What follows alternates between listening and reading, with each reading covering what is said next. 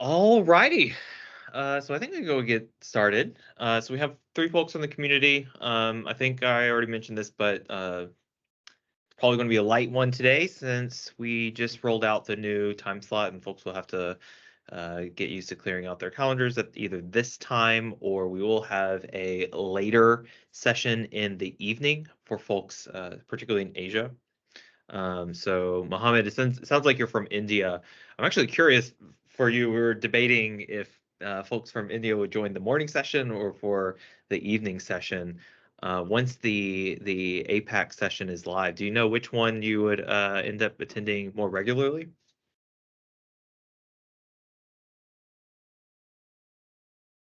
Both. Okay, cool. Yeah, all right. You can always attend both. All righty. So happy New Year, all of you. Um, I'm really excited for this year. Oh, great. We have some more folks trickling in. US one is very late for me earlier. Okay. Um, because now that we're in the new year, we have locked the V1 interface for the .NET SDK of Semantic Kernel. John is coming in with our one balloon. 1.0, 1.0, 1.0, 1.0, 1.0. 1.0. So I know in the Discord I've started to become more active there. If folks on the community call, if you aren't on the Discord, I highly recommend y'all join the conversation there. It has been painful, right? Changing your code all the time as we make breaking changes, but in the .NET space, that is no more, at least for the core interfaces, right? So over the Christmas break, I saw a bunch of really cool projects kind of spring up, and I hope that momentum just continues to build as folks get to use these stable APIs. I also want to thank everyone that has gone through the updated docs and given feedback. We know that they aren't perfect, nothing ever is, but I've gotten some really good feedback from the community on how we can make it better. So this Friday, I'll be devoting quite a bit of time on separating out articles and updating some of the samples so that they are more aligned to the expectation from the community. So for this office hours, my kind of plan is to give y'all kind of a sneak peek of where we're going with Semantic Kernel, at least for the short term in the next few months, so that you kind of just have an idea of what to expect. That should not take too long, maybe 10, 15 minutes. And then we can open it up to all of you on the call from the community for any questions that you may have about the product. Okay. And then at the tail end, we can chat about things that you would like to see from the community office hours. So we can start bringing those in, whether they're additional tutorials or walkthroughs, or I'd love to see the great work that y'all are doing. So creating an opportunity for demos from the community. Okay. Sound good? Thumbs up from folks. Okay. Alrighty, so what is coming up for Semantic Kernel? So I mentioned we've locked the V1 interfaces for .NET. There are, of course, other languages that are out there. So in the Python space, probably the second most mature one, we have two primary folks kind of working on bringing that up to speed to V1. Immediately after this call, we're going to be having the community sync with anyone that wants to contribute to the Python SDK, where we'll be walking through our backlog. But our tentative plan, our goal is by the end of this quarter, so in the next few months, that we would land V1 of Python, so that all those great concepts that we've introduced to the .NET library. I've heard a lot of people wanting auto function calling, multiple model support, the handlebars planner. All of those things will be coming to V1 of Python. So that's big. We have a similar effort going on with Java. I'm not sure if any of y'all are Java fans, but a lot of folks in the enterprise space do use Java, and they're frankly lacking a really solid AI SDK. And so we have a whole team in Microsoft right now also working on getting all of their code up to V1. And again, that should be expected in the next few months. Okay. So that's the different SDKs. What's happening in the .NET land? So the areas that we want to really push things is three big buckets. So one is all around connectors. So we've kind of prided ourselves. We've talked about how, oh, you can bring all these connectors within Semantic Kernel. We've seen people build connectors for things like Llama Sharp, OLlama. So if you haven't played around with those, I highly, highly recommend it. If you want local model support, those are the ways to go today. But if you look at the main repo of Semantic Kernel, it's really just OpenAI, right? And that's kind of a disservice to all of you. We know the community is hungry for this. You have created the issues. Many of you have even created PRs for additional connectors. And we want to take this moment to really come up with a solid plan to figure out how we support all of the right now it's dozens, but it's probably going to be hundreds of different connectors and flavors that are going to exist in the future.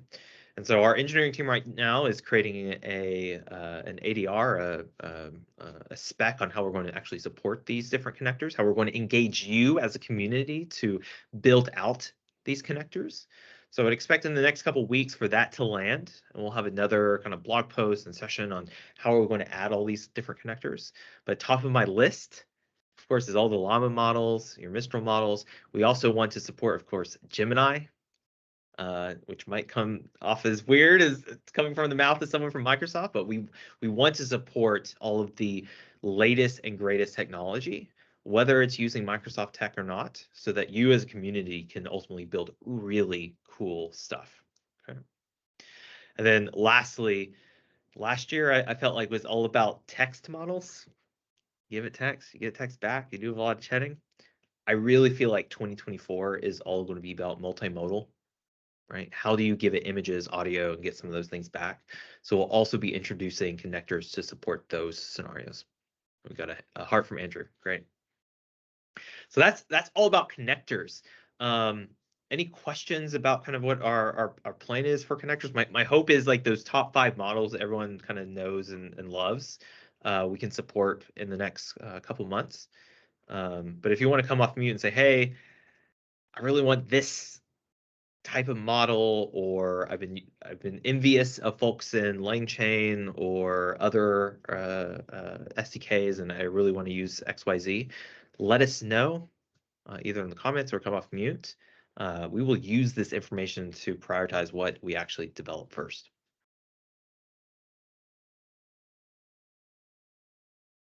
And Andrew, I might pick on you since you hearted.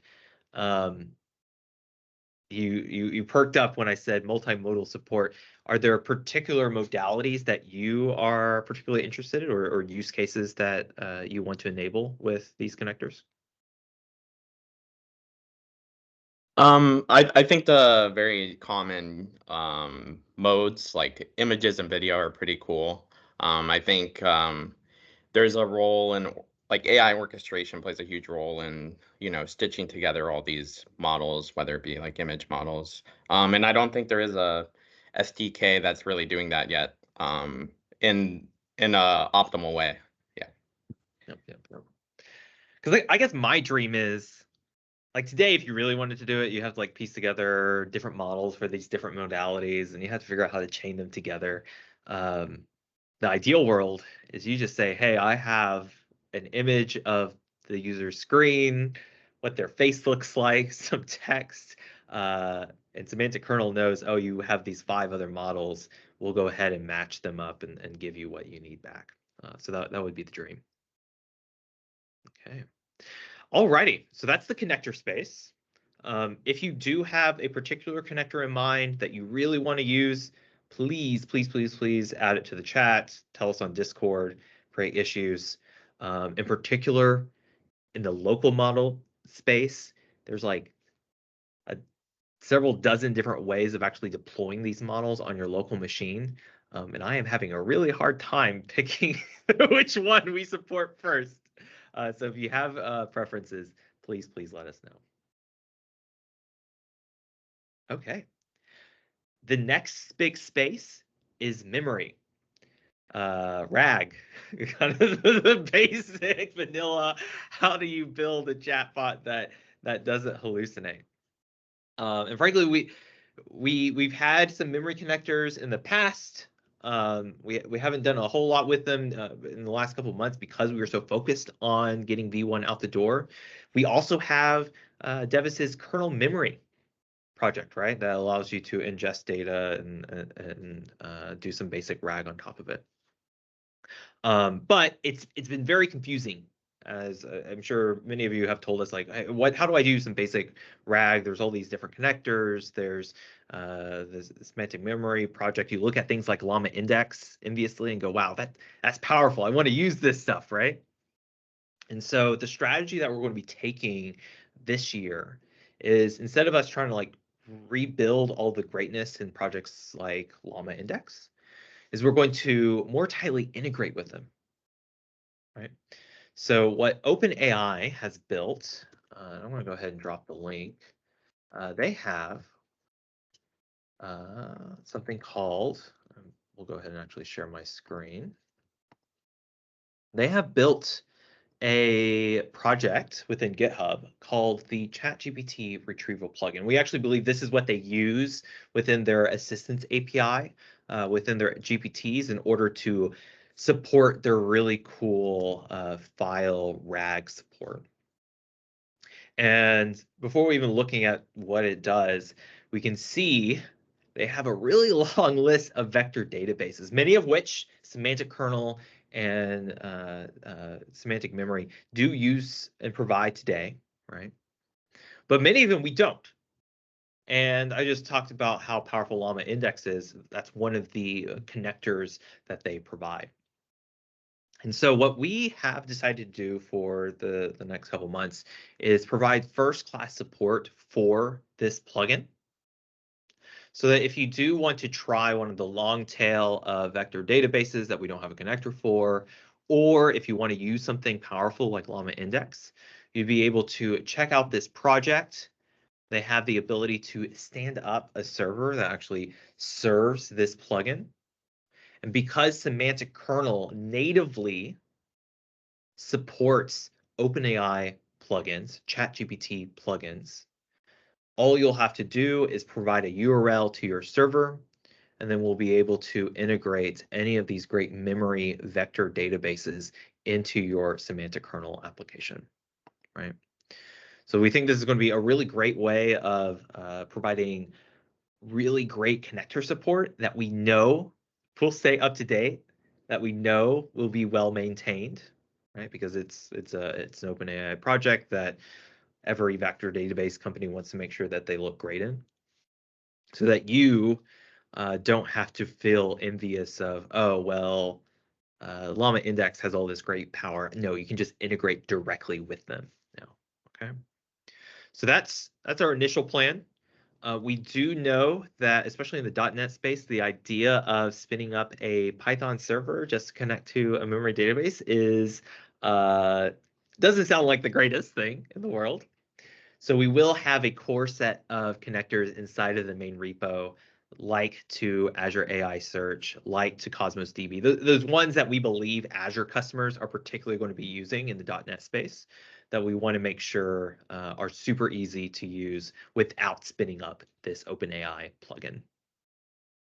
Okay, so that's memory. Hey, Matthew, from a customer messaging perspective, once this kind of gets off the ground, what's going to be our recommendations when customers say, hey, should we use, the built-in functionality of, semantic memory, kernel memory, or should we use something like OpenAI's, standalone server? What's going to be our recommendation and direction for customers? Because it's going to come up.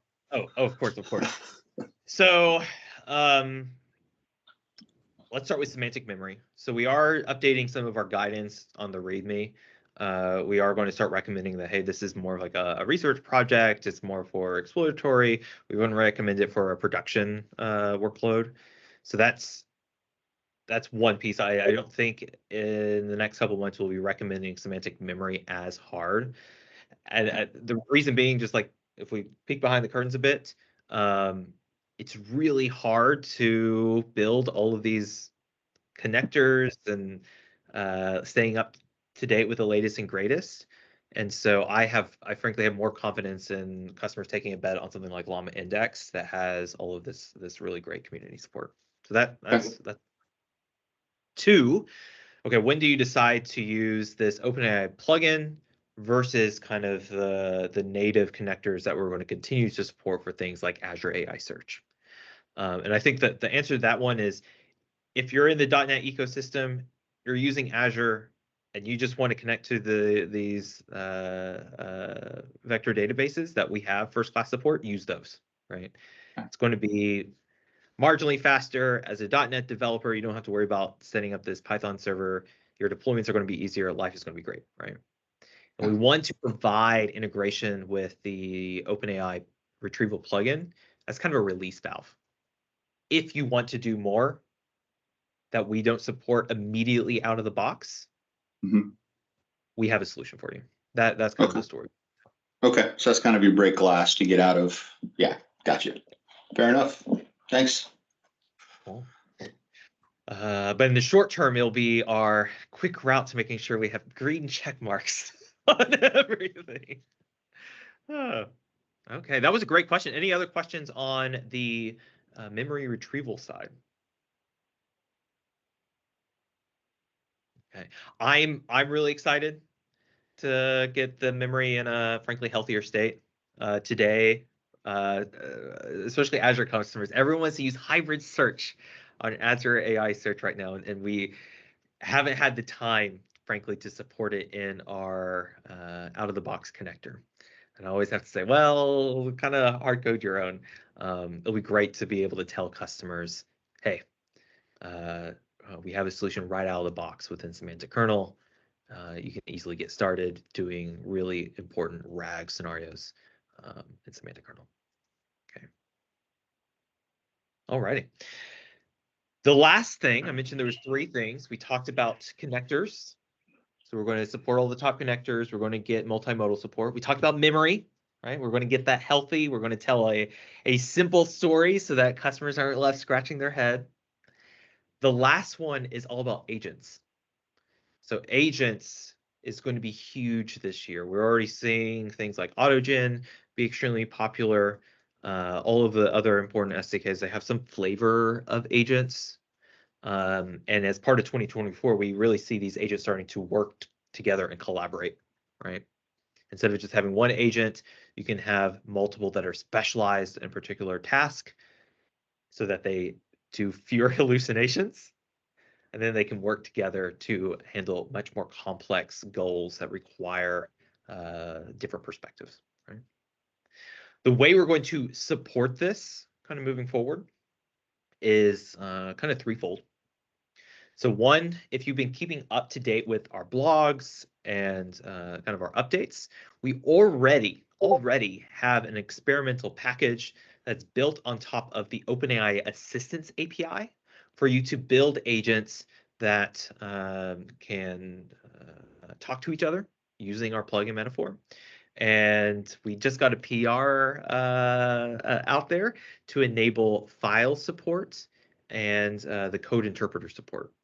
So if you're wanting to do anything on top of the Assistance API, I might be biased, but I think the semantic kernel abstractions is some of the best ways, easiest ways to actually work with the Assistance API.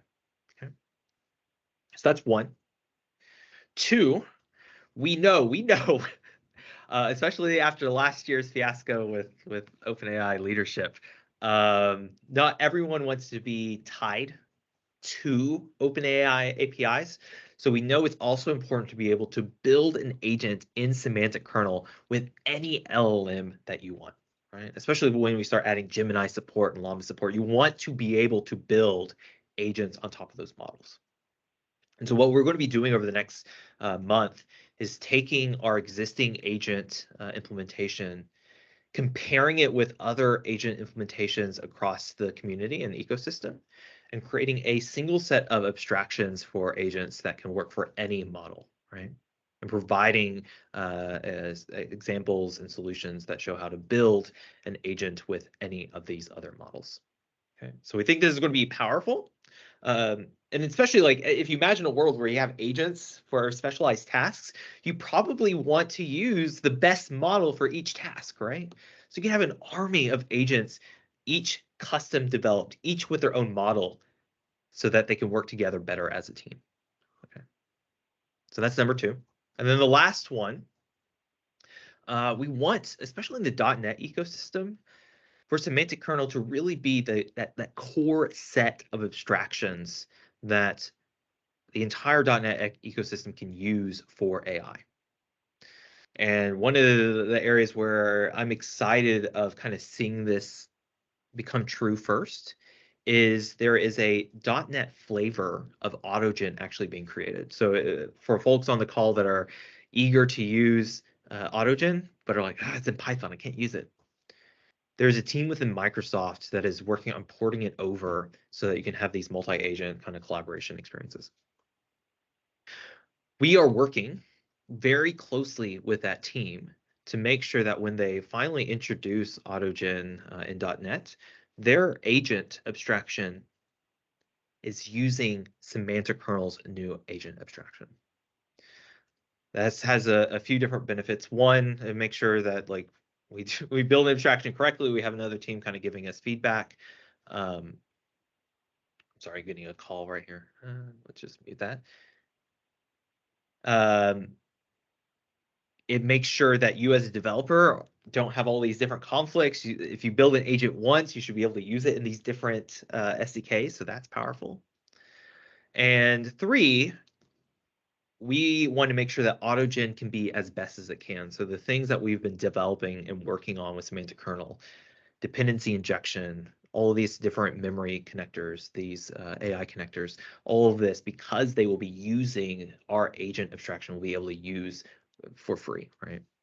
So we're really, really excited about building this healthy ecosystem in the .NET space. And fingers crossed, if all kind of works out as we hope, then we can have conversations about bringing that to Python and maybe even Java in the future. So that's kind of what's coming with the agent story. As I mentioned, we already have an implementation on top of the Assistance API, so there's no excuse for you to not start trying it out and using it. It's great fun. And I've personally already started building some cool things on top of it. And then over the next couple months, you'll start seeing us refine that abstraction. And by the end of the quarter, we should have it fully released as part of maybe like v1.1 or v1.2.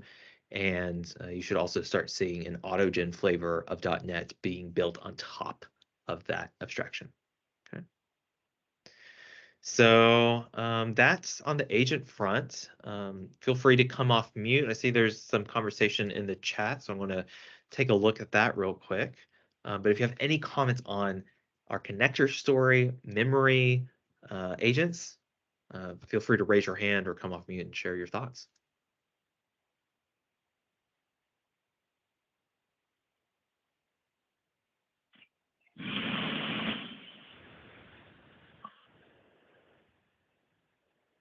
And someone dialing in from their phone. Did you have a question?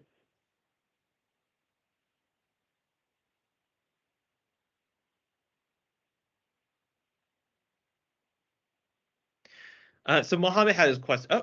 So I'm going to read Mohammed's question in the chat, and then Arnab will go to you. So Mohammed asks, I would like to know on deploying the local open source model over AKS as a pod.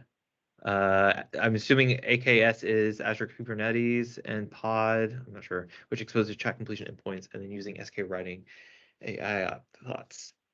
That is definitely one of our goals. In our connector story, we want to make it easy for you to build connectors that can connect to local models. And I guess the funny thing about local models is you can deploy them remotely. And are they really local anymore? Mohammed, I guess my ask for you is as you kind of work on your requirements and figure out how to deploy these local models, let us know what that looks like, so that we can either make really great tutorials that show how to connect your deployed models usable by Semantic Kernel, or even better, provide out-of-the-box connectors that make that integration tight out of the box. Okay. But that's definitely a scenario we want to support this year.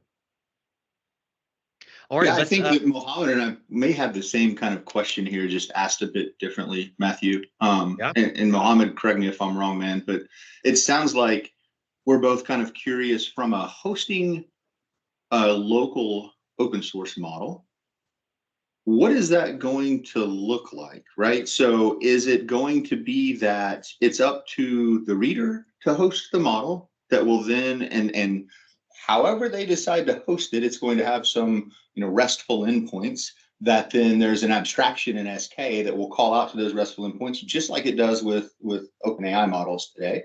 Or is it going to be such that SK actually hosts the model in the same process and memory space or something similar? Maybe it's not making RESTful calls. Maybe it's making, some other type of call to it. Like, what is that? Have you guys thought about what that's going to look like? And Mohammed, I don't know if that was also your question or not, man, but Yeah, it feels same like it on maybe. same line. Yeah, same line. Yeah. So if we see this Llama SARP has kind of started.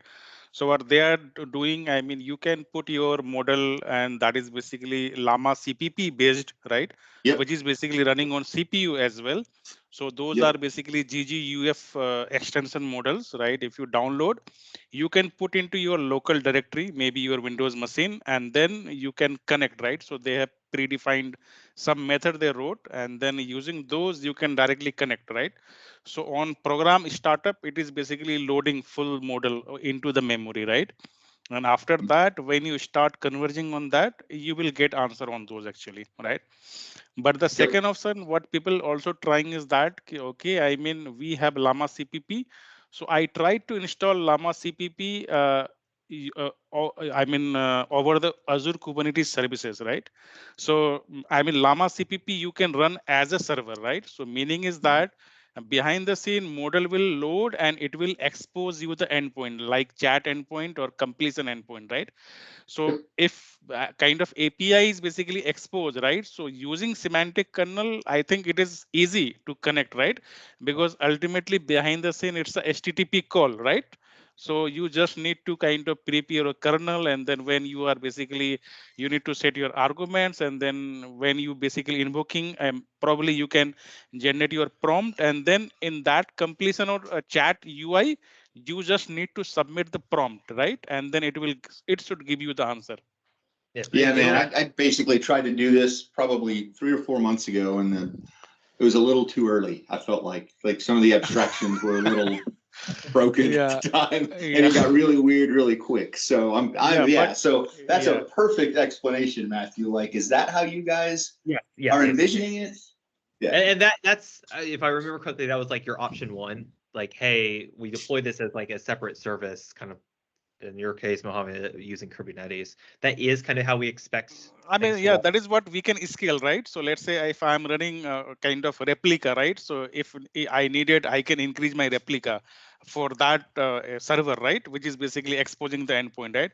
So that is how I can scale, right? So that is required, right? Exactly. And the compute needs between like an orchestrator, which is for semantic kernel is very light, and a whole model is very different, right? You're going to Right. deploy it on different compute. You probably need more GPU and et cetera. So I don't imagine there's going to be many scenarios where the model and then the thing that's running semantic kernel is on the same machine. You might do it for like local testing and validation, but in real production cases, those are likely on two different kind of systems, right?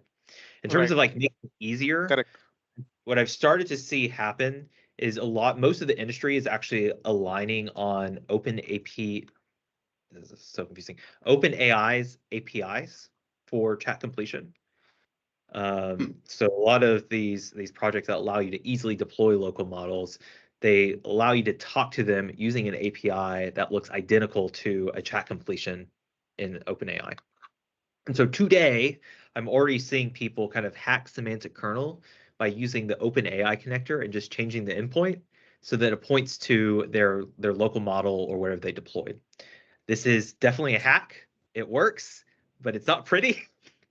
So as part of our Yeah. move to supporting more models, we want to make that a more first class, more elegant solution, right?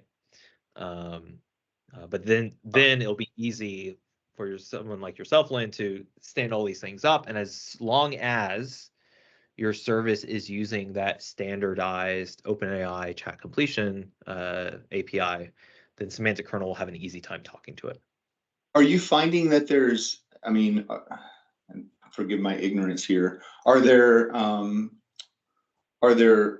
any, open source model hosting options that are like coming out as leaders? I mean, like what are most people like? I've done the same thing that Muhammad did. Like I use Llama CPP to host my Llama model, but then if I wanted to go host a Mistral model, then it's going to be completely different. Like, what is like? Is there a convergence there of somebody that's emerging as a leader of, hey, this is generically how you host these models? Yeah, so Llama CPP is basically not kind of doing every model trend. I mean, they supported very less model, right? So majorly they supported Llama, Llama 2. And I think recently they started supporting Mistral, right? So Mistral is also supported by Llama CPP. I haven't tried, but Llama 2 is basically working all good actually with them. So Llama CPP is not supporting every model, right? So I think there is a roadmap. They are going to support this Phi 2 from Microsoft as well, right? So those are basically there in their roadmap. So if that will come, then it will be very good. I mean, because those models are very capable, right? So as of today, I mean, it's good. Llama CPP is good, and then model is working. But since it is a CPU, right? Even I'm running in AKS, I'm giving a lot of memory and CPU, but it is very slow, right? So it's very slow, right? Its response is not so good actually. It's really Have you slow. tried deploying it on And AKS with GPUs to see yes, if it? no Yeah, CPU, only CPU. only CPU. Okay. Yeah, Yeah, but very I'd be very interested slow. to see if Yeah. you get GPU, how much it helps. Yeah. The other thing that's kind of popping is Olama. That's more like on your local computer, like testing stuff. Yeah. I haven't seen anyone like, oh, deploy Llama to Kubernetes. That's definitely been more Llama. Yeah, I mean Docker and then Olama, it's easily connect, right? And then you can load any model, and then your CPU and kind of your memory will be like anything. I mean, it will be cry. so, Well, so and that's why I've been desperately asking folks in the community, like, what is your, and it's probably too early to ask folks these questions, like, how are you trying to deploy these local models? Because the landscape's very competitive right now, and I guess from my vantage point, I don't see one particular solution just hands down beating all the rest, right?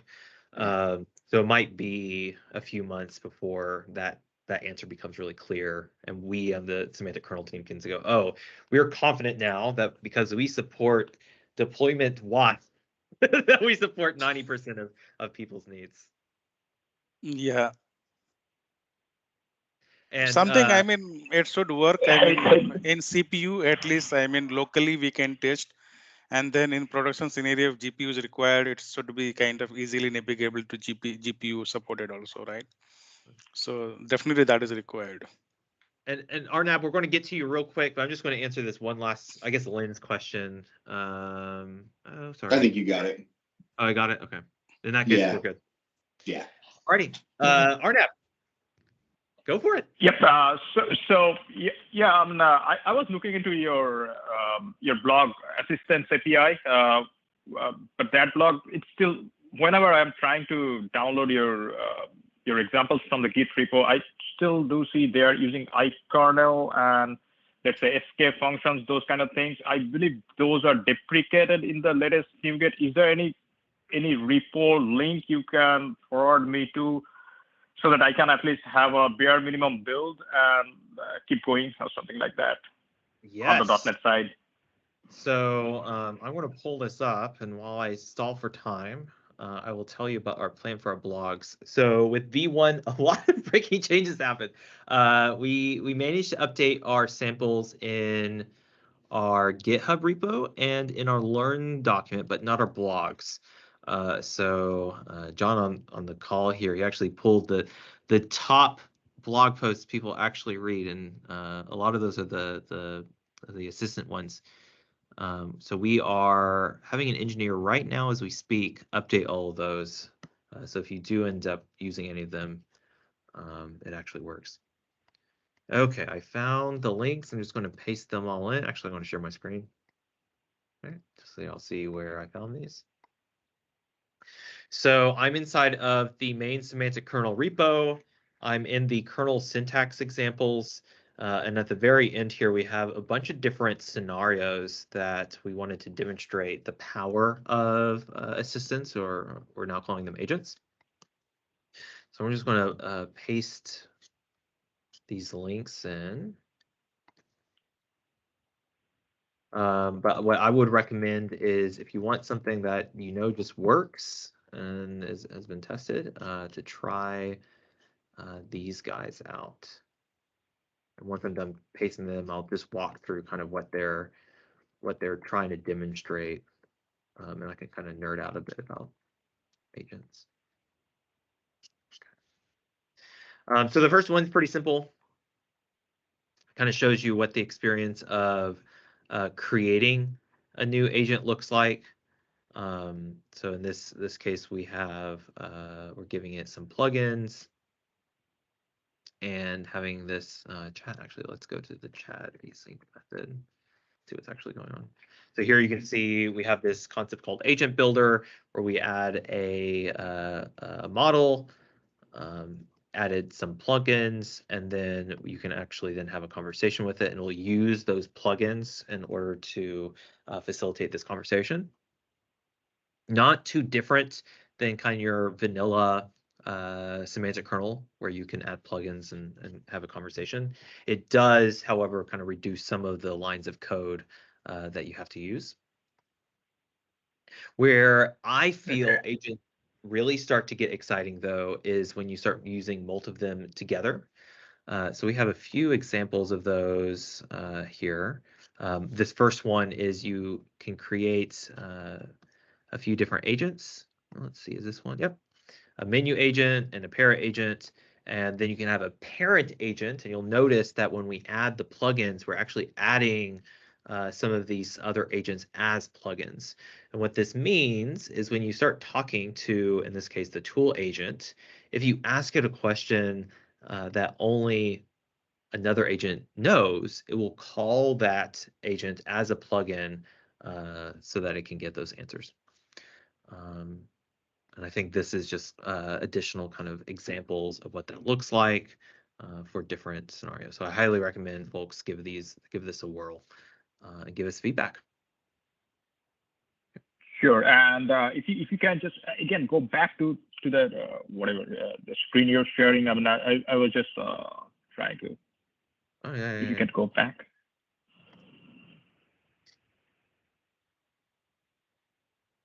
Can you see the screen again?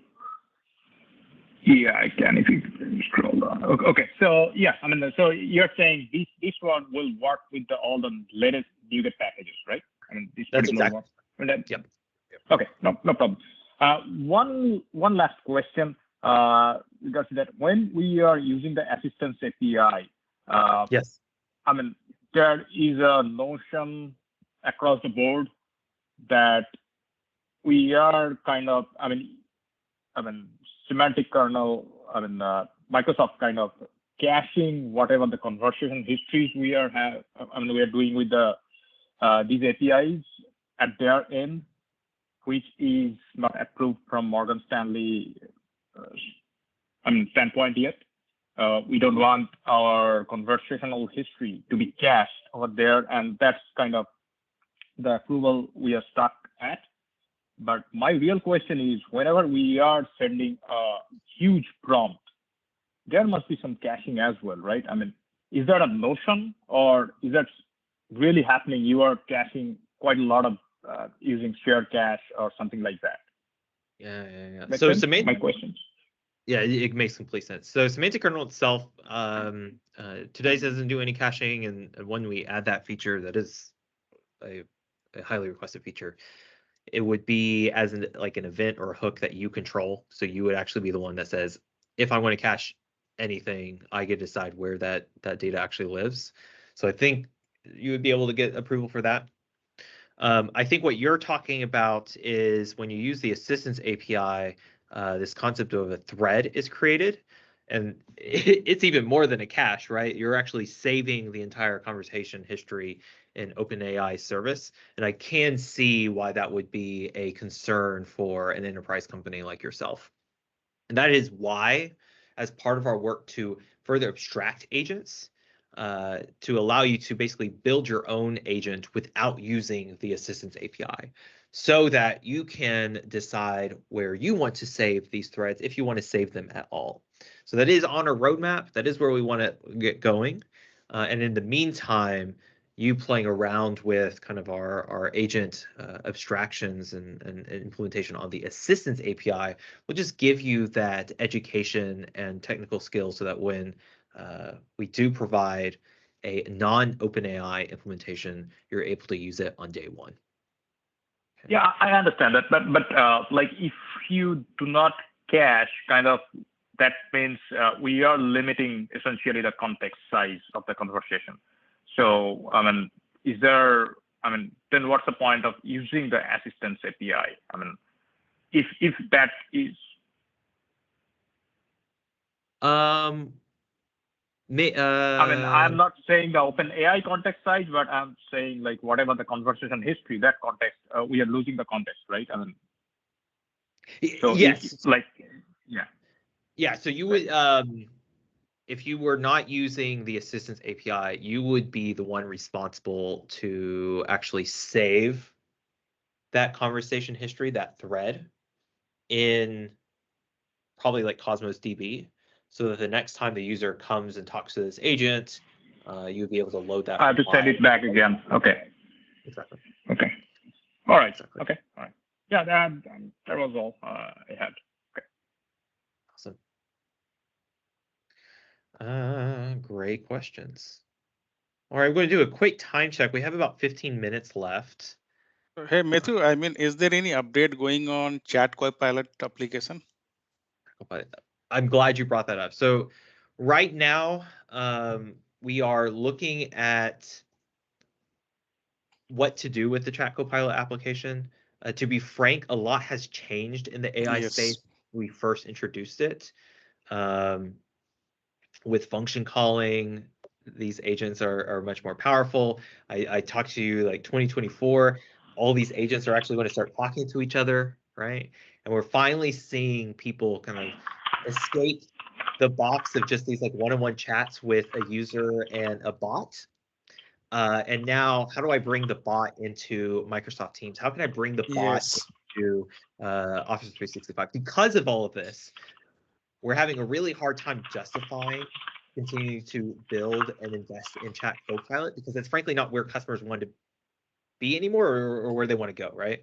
And so we're now kind of looking at what is the next kind of hero application or service that can really demonstrate these capabilities. A bot that can collaborate with multiple people in Microsoft Teams and Microsoft applications, right? And so what you should be seeing from us is we will start putting up messages on Chat Copilot that we're going to be putting it in maintenance mode. It probably will not be going to V1. We're probably going to like freeze it where it is. And instead, we're going to provide some other samples that really demonstrate the agent. So I'm just going to mute you for a bit, Arnab. We don't want to leave people left high and dry, right? So people that use Chat Copilot today and do want to move to V1, that want that one-to-one chat conversation. So we are looking for projects within Microsoft and outside of Microsoft that we can point people to if that is still the scenario that they want to build. Yeah, recently I tried one example, I mean, where kind of I am writing something and then using Teams framework within .NET and using semantic kernel, basically I'm able to ask something like monitoring questions. So maybe Azure services monitoring, right? I'm asking questions, okay, how many messages are in dead letter or where and where, right? So I mean, I want such, I mean, I'm not able to extend something I want, okay, it should give me something kind of trigger based. So maybe every 1 hour it is giving me some kind of automatic message. right? And if required, user can ask further question on that also, right? So two-way. You're looking for a more proactive agent. Right. Yeah. Yes. You Right. It don't should want give me information out of the box. I mean, whenever something goes wrong, and then I can ask further question on that. Okay, can you do this? Can you kind of explain more? Right? Can you give more information? So something I am looking, but I am not finding anything suitable so far. So how to do that? Yeah. So which is surprising, right? Because that's kind of the holy grail is these agents Right. kind of reach out. So Right. that's where our team wants to go next. Like Microsoft, we want to empower people to do more. And that means making these tools make you more productive. And that includes sending you notifications, being proactive, and telling you when you need to do something, not when the agent needs to do something. So Mohammed, a couple of things you could look at. Obviously, look at the Teams SDK, but then you can also look at. Have you looked at Bot Framework, Microsoft Bot Framework? Yeah, Bot Framework. Yeah. That is what I mean. I'm kind of using have the both ability and to send those right. proactive messages as well, as long as you initiated it, had previously initiated a chat with the bot. Obviously. Yeah. The problem is that I mean, at a time we can choose only one kind of template, right? Either command or either kind of something timely trigger based, right? So now I need to both for both I need to implementation, right? So something I am looking okay, it should do for me trigger, and as well as it should do me for kind of command actually, right? If I'm giving some command, right? So both is basically not there, and I'm not seeing any example from Office 365 team also, though they have a mini demo, right? How we can integrate Azure OpenAI and then do. I mean, they have shown a lot of capabilities, right? But that is totally on Azure OpenAI, and they are not using any kind of notion of semantic kernel or so. So with semantic kernel, there is no such example or anything I've found so far. Yes, and that's exactly what we want to provide. An example using, Lynn, as you brought up, bot framework to have one-on-one conversation, and then take it a step further, having the bot respond to an event and respond to the user. All the technology's there. Yes. Integration is not there. It's not obvious how to do it, I would say. Yeah, the examples aren't there. I mean, I think it's fairly straightforward to do. Now, I mean, if you're talking about using like bot framework, what do we call it, designer or whatever the kind of the designer surface that you get, kind of a low code approach, I think you're going to run into issues, I think, Mohammed, where you're like, well, I can either create a timer based type thing, or I can create a chat based type thing. But if you kind of set that aside and you just look at the bot framework SDK itself, I think you can, I know, because I've written these in the past, that you can combine both of those to get what you want. And then you'll get multiple chat modalities as well. So whether that's Teams or SMS or Facebook or whatever, without you having to go and individually code to each one of those modalities. So might be worth a second look. I think it's funny because I think I made this comment a bit ago. I feel like what's old is going to be new again, because we were, 4 or 5 years ago, conversational AI was this huge thing with Lewis and Q&A Maker and all of this stuff. And it seemed kind of cool then, but now when you throw in all these large language models, it's really freaking cool. And so now we just need those kind of developer frameworks to help us manage state and to do proactive notifications and all of that. So it's coming, I think. I think we'll see a really nice integration, kind of all wrapped up in a nice bow soon. So, yeah. I am very thankful that bot framework exists and we're not starting from scratch. Agreed. Agreed. All righty. Okay, any other questions? Any hand raises? I can also open it up to, there's a few folks on the Semantic Kernel team. Any questions, comments for the community? No, that's okay. It's okay. I think you've got a prompt flow question, Matthew. Okay, prompt flow. What are the changes looking like in the pipeline? For example, would there be customization of output? I don't know if I follow. T, if you're able to come off mute, maybe share a bit more about the scenario. Yeah, I was just wondering, because you mentioned Chat Copilot, probably not going to go to V1. So I had a similar question for prompt flow. Like, Do you know what features are going to be added if, with all these changes to Semantic Kernel, what that's going to look like? Just like in general, what's the scope, going forward? Got it. Okay, so we love prompt flow, as we like to say in Semantic Kernel. So they will be getting our updates to our packages. Python, right now, they only support our Python library since they only have a Python library runtime. And because our Python SDK is kind of what .NET was doing last year, where every week there's like ginormous, massive freaking changes. We have asked the prompt flow team to only kind of rev the pip package every so often, so that we can make sure our docs tell you the right thing, right? But we have full intention to make sure that once they're V1 or we're V1, that they adopt. And I think they're targeting a GA in February.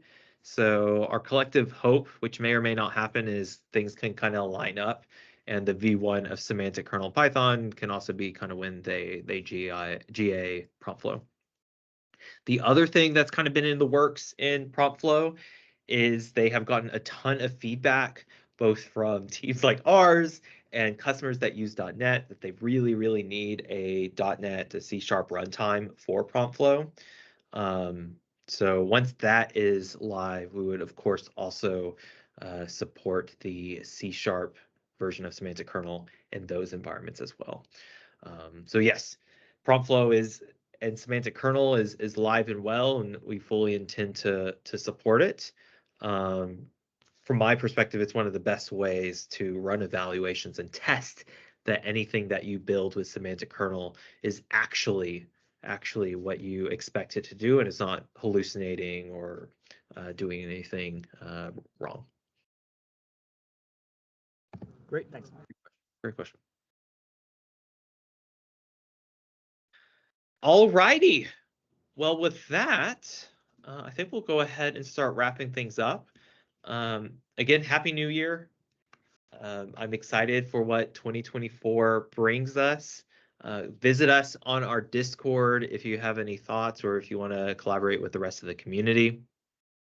And if you run into any problems, create an issue. That'll be one of the first things I tell anyone and everyone. Create an issue.